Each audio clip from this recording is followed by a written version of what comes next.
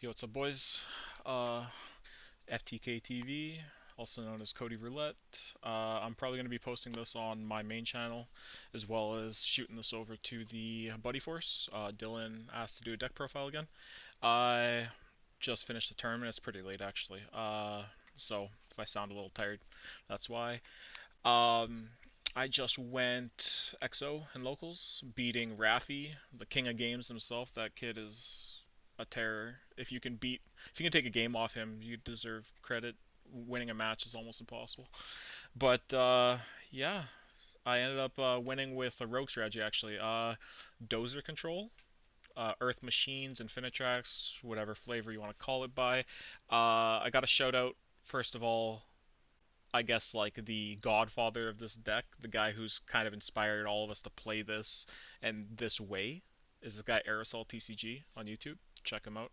I gave him the credit for the idea. It's no way my idea. I'm playing my own ratios and some things, but he basically started this, and I'm just trying to perfect it. Yeah, this will pretty in depth. Uh, I'll hopefully Dylan can add some timestamps and stuff. I'll try and do the same on my channel. But yeah, here we go. I'll try and go into detail what everything does. First we do hand traps. Not too much to elaborate on this. Ash, I feel like you have to play no matter what deck you're playing right now. But Lancia, this deck really likes hand traps, but I found that almost every hand trap that was impactful, i.e., Gamma, Nibiru, stuff like that, has this like critical flaw of just having a very slight, like it interferes with how the deck functions just slightly, just enough that it causes you to play some routes suboptimally, and when you have to play just a little awkwardly, like because you have your own Nibiru on field, for example, you end up just being so set back because everyone else is just playing their tier 1 deck at full power and you're playing a rogue strategy already crippled by its own like inconsistencies and its own conflicting cards. So I was losing a lot of games to my own cards. Uh, and you got to recognize when even a card as powerful as Nibiru can cause you to lose just because it limits what your deck can do. So keep that in mind. Lancia, again, you could be Skullmeister, DD Crow, you know, Ghost Bell, whatever. But I and most people who are playing this format would agree that VW is the best deck.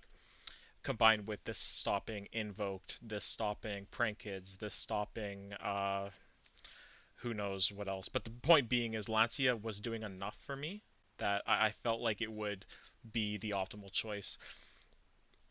If I could build my deck for the exact matchups I played today, this was useless. I didn't play any VW or Invoked, so whatever. But the theory is sound. I'm going to be entering some bigger tournaments with this deck, and I think I'll stick with Lancia. Yeah. So that's the hand traps. Follow up is the Infinitrack portion of the deck. We're playing 3 Harvester when summoned, search Infinitrack, and then the level modulating. You can target another machine. Is it machine or earth machine? Regardless, I'm new to this deck. I'm still trying to learn all the little tricks and gimmicks as well. But either way, target another machine, combine their 2 levels, and then both monsters become that level. So if you target a 7, they become 7 plus 2 is 9, and they both become 9. So that's how you can cheat out bigger exceeds. That comes in handy, and it's very relevant for being able to cheat out things like Zeus. So keep that in mind. Now, the main search target, the linchpin of the deck, and something I need to keep up the whole deck profile, Brutal Dozer. So, regardless of what you want to call this deck, Infinitrack, Earth Machines, whatever, it's Brutal Dozer control. Its Dozer is so insanely strong, so much power packed into one card, that this whole deck revolves around this one card. So if you're playing against this deck in the future, you hit this. This is what you want to stop. There's ways to chain block it with trains and whatnot. I'll elaborate on that later. But essentially, when summoned from the hand, i.e., through its own effect by tributing a machine or an earth machine, I believe. God, I'm tired. Either way, when you tribute a machine, you can summon this, And then when it's summoned from hand, i.e. through its own effect or Anchor Drill, you summon any infinite track from your deck and defense, negate its effects, and you're limited to Earth Machines for the rest of the turn. Now, it's a pretty big restriction, but this deck is all Earth Machines, and the Earth Machine toolbox has hit critical mass now that the restriction is, annoying, but this deck is designed to play through that restriction, and you can toolbox almost anything you need now because again the critical mass of Earth Machine toolbox is just it's so absurd now. So the things that Brutal Dozer would summon from your deck, sometimes you summon Harvester, but we have a package of 2 Trencher, 1 Tunneler, and 1 Anchor Drill. I'll just put this here. The idea behind these, they all serve a purpose. The 3 Harvester is one of your 12 ways to see Brutal Dozer in the open, so that's why you're playing that. The 2 Trencher, if you've ever listened to the podcast I'm a part of, the Winnipeg FTK, WPG FTK, you've probably heard me rant on the theory of playing 2-ofs. It doesn't exist. There's no point to play 2-ofs. You either play 3 or 0. Um, Now, obviously, this is going against that theory, and there's some issues like that. But the main point is that your turn one always involves Trencher and using its graveyard effect, which is you can banish it from the graveyard, then target level 5 or lower infinite track from your graveyard, and special summon a defense, but it doesn't negate its effect. So you can bring back a Harvester to search, an Anchor Drill to summon from hand, which is Anchor Drill's effect. When it's summoned, you can summon another Earth Machine from your hand, not just Infinite Track, so you can summon big machines as well, like big trains. And Tunneler is what makes you win, right? Like if this is what the deck is based off of, Tunneler is what lets you win games because this deck doesn't leave an imposing board. It doesn't leave a crazy graveyard or hand, but it's just a combination of this deck just cycles so efficiently, sets up your graveyard so well, and lets you loop resources that it outgrinds any deck. If you can resolve your effects, no deck in the game can outgrind this one. Tunneler is one of the main yeah, can't even talk right now. The main reasons for that, it is a Pot of Avarice effect by banishing from the graveyard. Target a bunch of Earth Machines in your graveyard, send 5 back to the deck, draw 2. Uh, so obviously you're playing 1, and when you banish it, in theory, it's gone forever. But this deck has a way to cycle back its banished machines, so that's pretty good. And like I said, Anchor Drill is what lets you summon from hand. This is almost never part of your turn 1. There's situations where when you're trying to establish your board, i.e., say you have a heavy forward, which is their themed tanky for infinite tracks, or some other mechanism that lets you see Dozer already, you can search Anchor Drill and then start your turn by summoning Anchor Drill, triggering its effect to summon Brutal Dozer. And if they ash the Brutal Dozer, okay, I get to make a VFD off that. So it's one of the cute things that this deck can do. And this deck is so insanely well equipped to play at your opponent's pace. If your opponent drops their hand, does a full combo, sets up crazy, this deck does that. If your opponent wants to play floodgates, loop, try to play out resource, out grind, this deck does that. You play to your opponent's strength. Like I played against a Numeron Eldritch, and I outgrinded him under his own floodgates just because I was able to loot Machina cards. I played against a Drytron player that tried to go super OTK, and then I countered his OTK with an OTK. So there's you play to your opponent's speed, and this deck is so good at doing that. It's also one of the reasons why I wouldn't recommend this for a new player, because this deck is very hard to play optimally. Everyone can play a solitaire, but playing through interaction is what's difficult. Now we get to the Machina part. We got the 3 Metal Cruncher, 1 Fortress, 1 Citadel. There's a lot of really strong Machina cards beyond these. Like, there's the new one that just came out. That's like when you search it, you can special it, and then Foolish Burial Machina. Very strong card, but it being a dark kills it. If it was an Earth, it would be in this deck. Metal Cruncher, again, if you control no face-up cards, you can do Cosmo Tin Can effect. You can reveal 3 Earth Machines. They don't have to be different, so you can just reveal 3 of the same, i.e. Brutal Dozer, guarantee it to your hand, and Brutal Dozer contribute this to summon it. So this is essentially just another copy of Harvester. So you now have 6 ways to see it. Fortress is just annoying. Quite often, you're using Fortress as a follow-up play when your opponent hand traps you to either go with the Harvester, for example, Harvester plus Fortress is a VFD turn 1. That comes up sometimes. If your opponent ashes the Harvester, you can play into that line.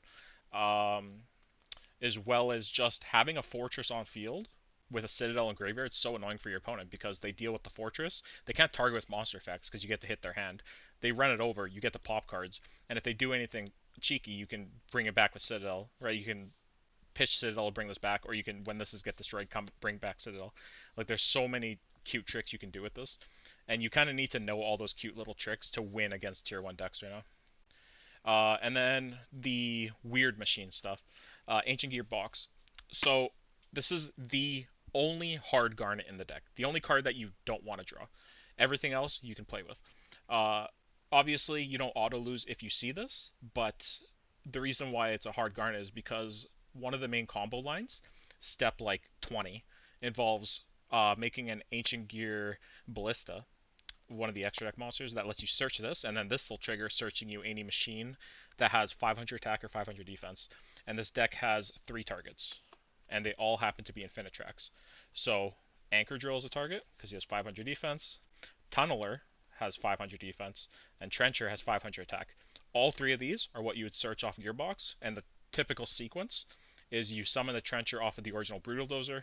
Later in the combo, you would search Gearbox effect, search Tunneler, and then you tribute off the Ballista for the Tunneler since Ballista is also an Earth Machine. So there's all this just insane overlap of Earth Machine support. And then the rest of the combo. We have Super Express. Oh, I dropped a card. Let's hope I didn't roll it over.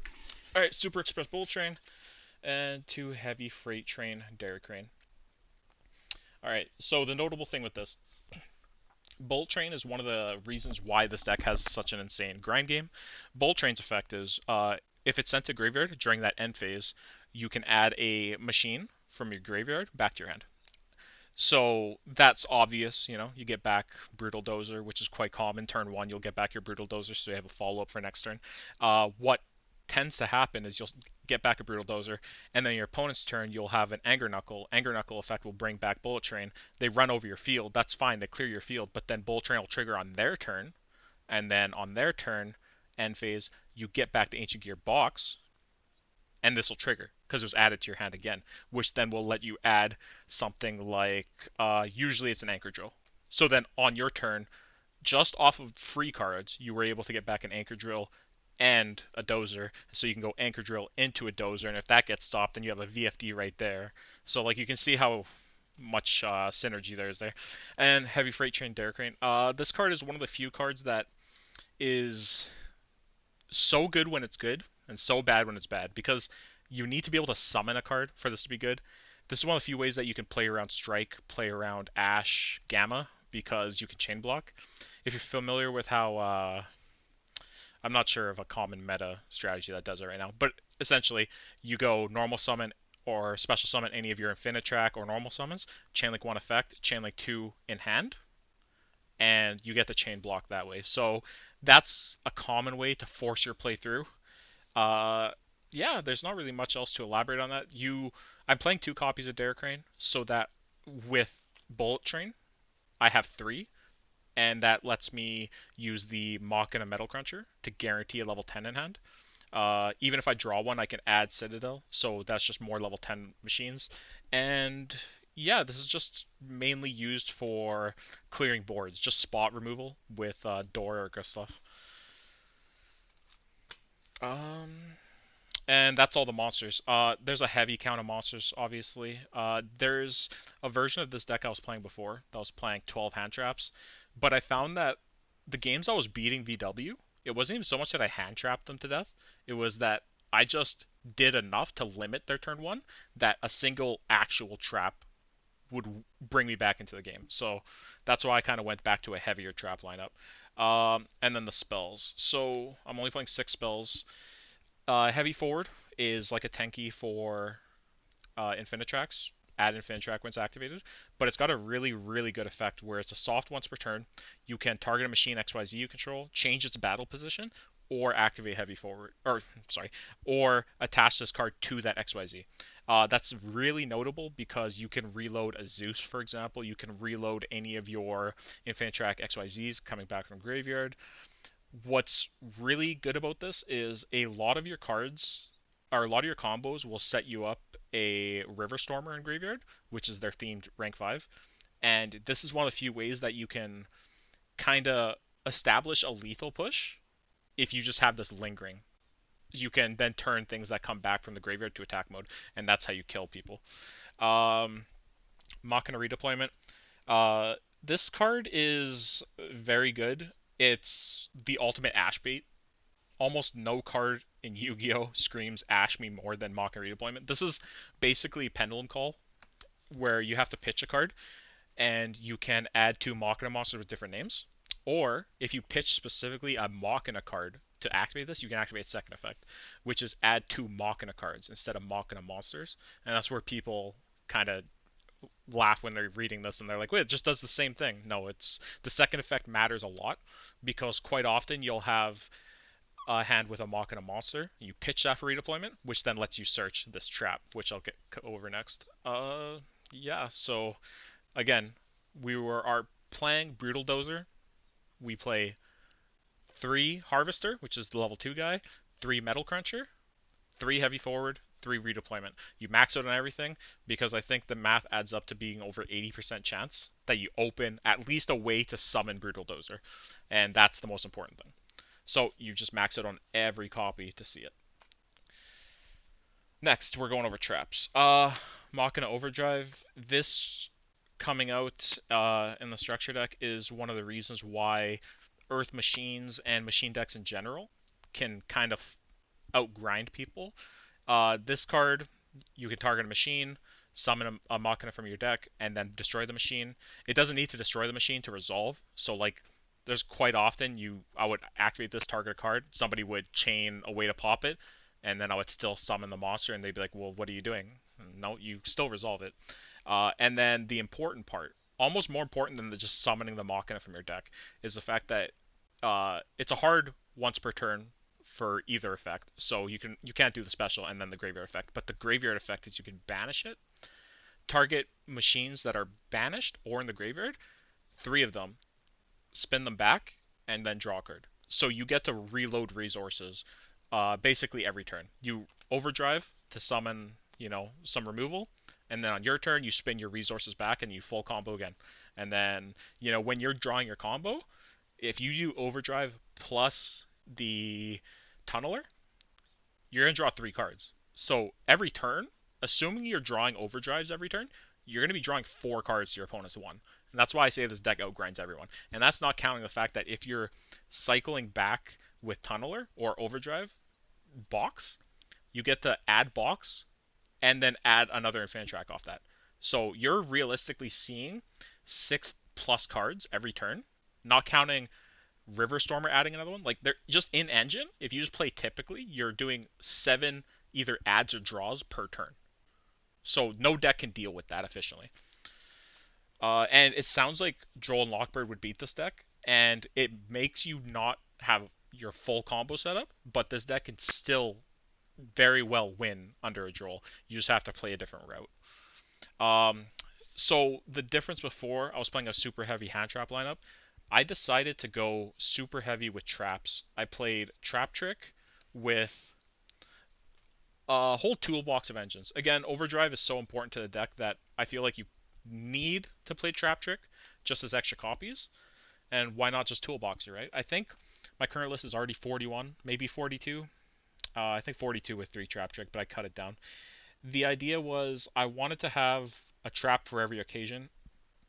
Ice Dragon's Prison was more so targeted to just, Eldritch, Dragoon, and VW, so I wanted it there. Torrential Tribute was because it keeps decks like VW fair. Dynamiscus. Honestly, I'm not a big fan of this card, but this card carried me. I think the most important thing about playing a card like Dynamiscus in a list like this is it's just, you kind of get peace of mind knowing that you have Trap Trick and Dynamiscus in your deck, and you're like, I have 4 copies of just one of the best spot removal cards in the game. This is great. I want this card, but I think this is the most I want to play. Maybe a third trap trick if I really want to go heavy on it. You definitely don't want to play three Dynamiscus. You want to keep it minimum for trap trick, so you don't flood your hands too much with garbage that doesn't work. Uh, and yeah, we'll go into extra deck. So, of course, this is organized. This deck is a pretty solid, like 14 extra deck. So because of that, and I know some players at the local level are super greedy and will play Maximus, I figured why not throw the Entis in just in case, right? We will have. So I'm gonna go over the links first because these are what you do turn one.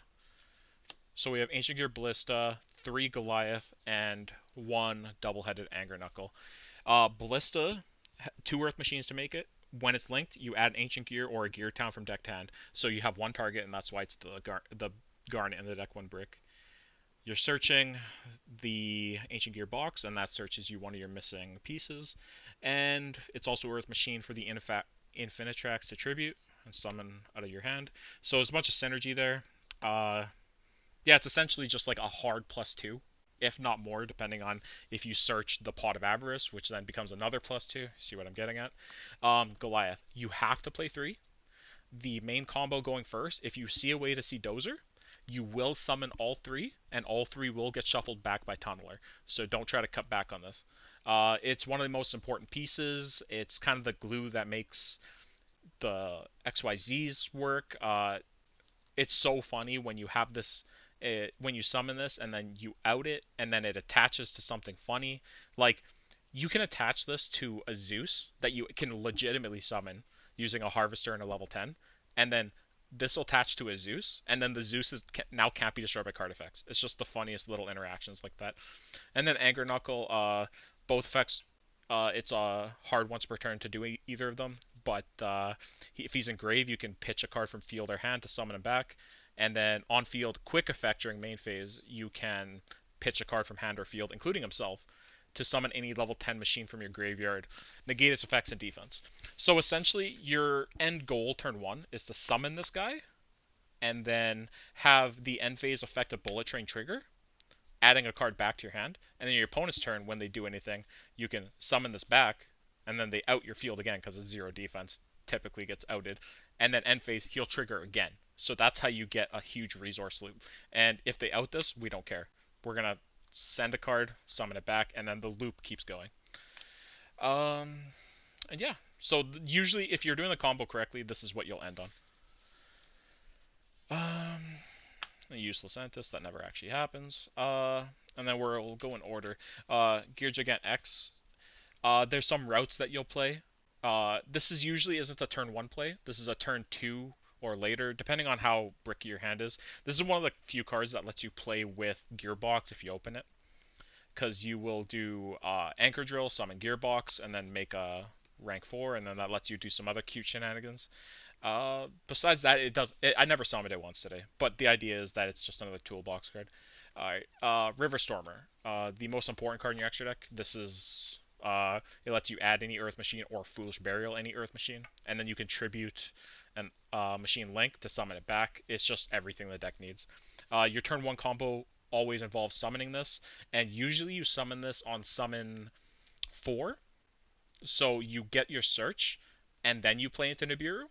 But by that point, you've already usually summoned a Graveyard Monster Reborn, got a search to hand, that even if they do Nibiru you, your turn you got so much advantage that you're basically playing with like 6+ cards to your opponent's, Nibiru and 4 in hand. So like you can play through Nibiru with this deck in a unique way of, even if you Nibiru me, I still just garner so much advantage, I don't care. River Stormer, what's the next lowest one? Dingirsu. The same play I was talking about earlier with Anchor Drill. It almost only ever happens that way, but your follow-up turn 2 or turn 3 board-breaking play is Anchor Drill into Gearbox, do the level modulating, become both level 8, and you make a Dingirsu. People tend to not, respect Dingirsu just being made legitimately, just like Zeus, and this card will catch some people off guard. Next is the rank 9s. We got VFD, Very Fun Dragon. This deck can do it, and you can do your combo turn 1, setting this up, but as like a, what's the term? Red herring, I think, where it's like people think that's what you're trying to do, but essentially you're just baiting people into thinking VFD was the play when this deck doesn't really even like VFD. Half the time you're summoning VFD and you don't even call light, you call earth, just so that you can keep comboing. Uh, but it's an option, right? Like sometimes VFD is your plan B. So if a deck's worst case scenario is, oh well, I'll just make a VFD, deck's not that bad. Infinitrack Earth Slicer. This is again another board breaking card. Um, yeah, it's just it lets you detach materials, pop that many cards on field. You sometimes will pop your own cards to trigger weird things happening, like you'll get your own Citadel out of the graveyard. This is one of the ways you can kill people. Is you can like summon this thing, force out a bunch of back row, make a Goliath, tribute the Goliath to summon this, and then you make a heavy forward to turn this back to attack.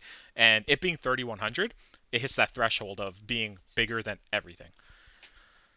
Yeah, pretty big deal, that guy. And then the rank 10s now. We got Dora and Gustav Max.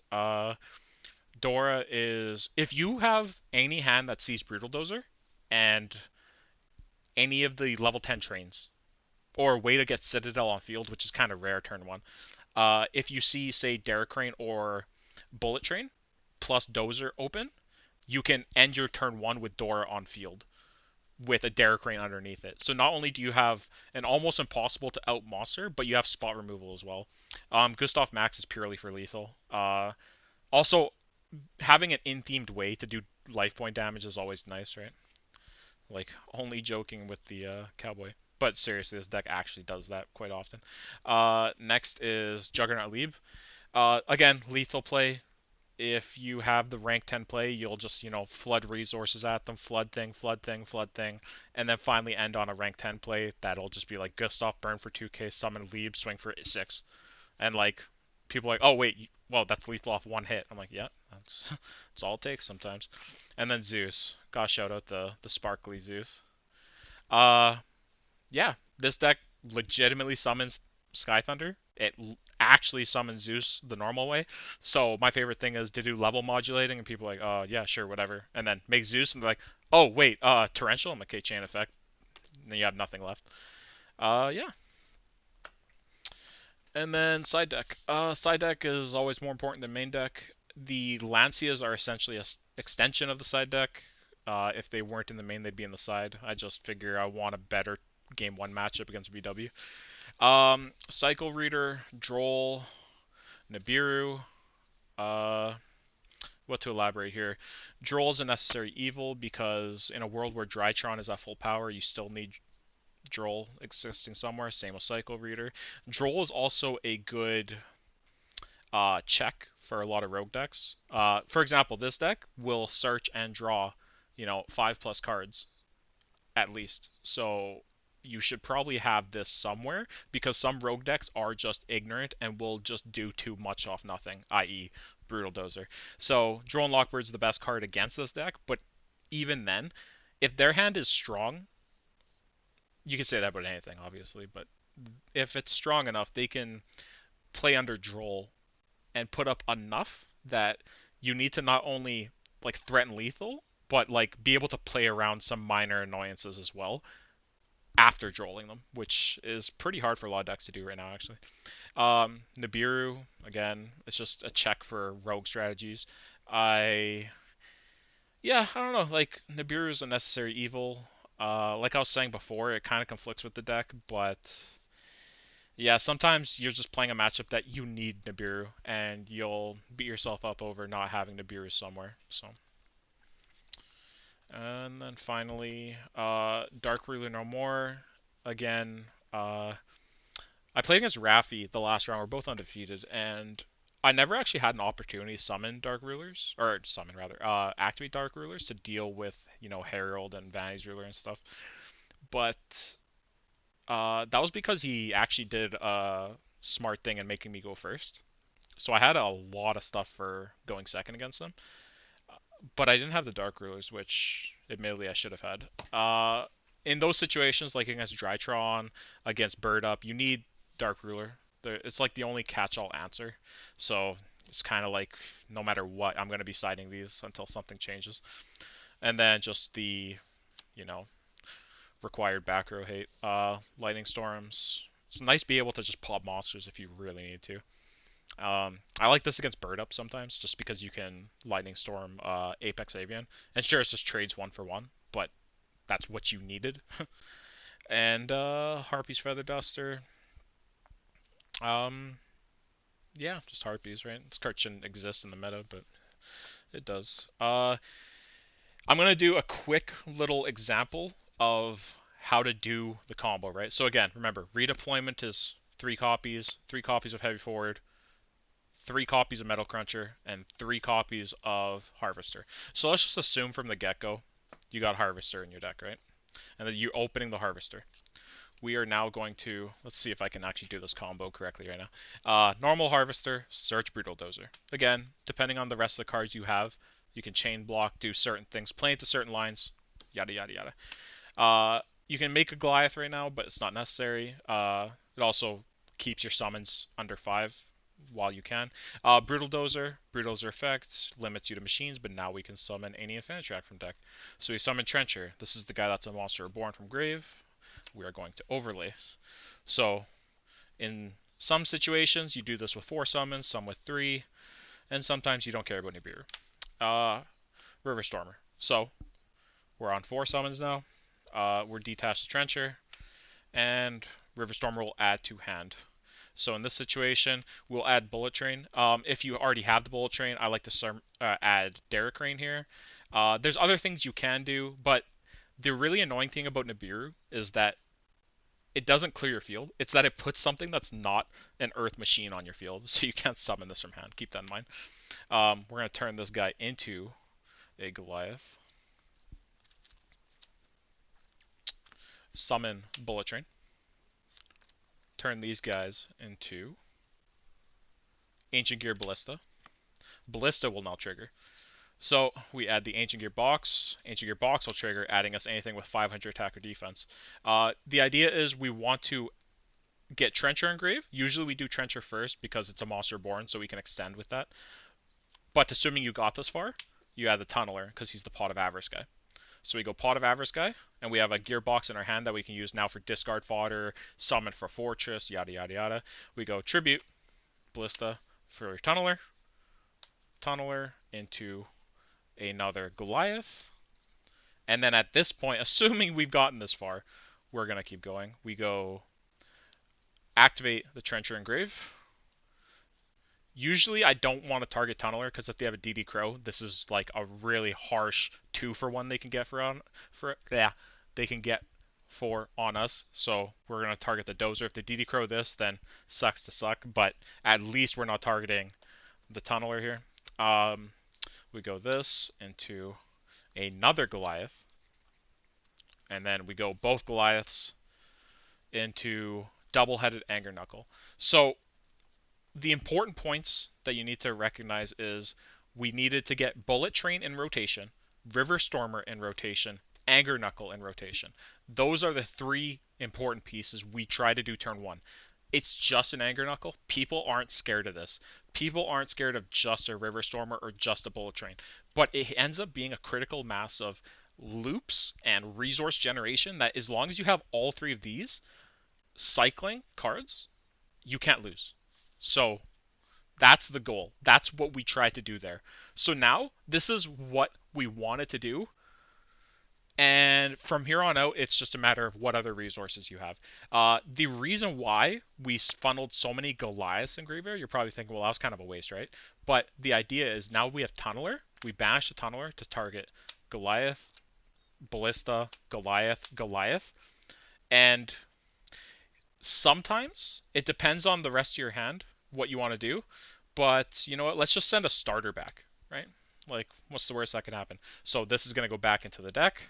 These 4 rather, go back to the extra deck, and then we get 2 cards off that. And then we have this engrave.